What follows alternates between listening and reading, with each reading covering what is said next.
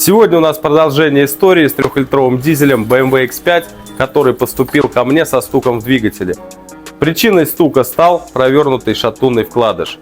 Как оказалось, двигатель уже разбирался и был собран крайне некорректно, с нарушением всех правил, предписанных производителем. Шатунные вкладыши просто-напросто раздавило. Поэтому доверяйте свой автомобиль только профессионалам.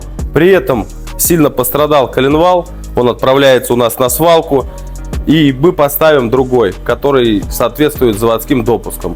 Также все отполируем, помоем, так как порядок должен быть в каждой детали.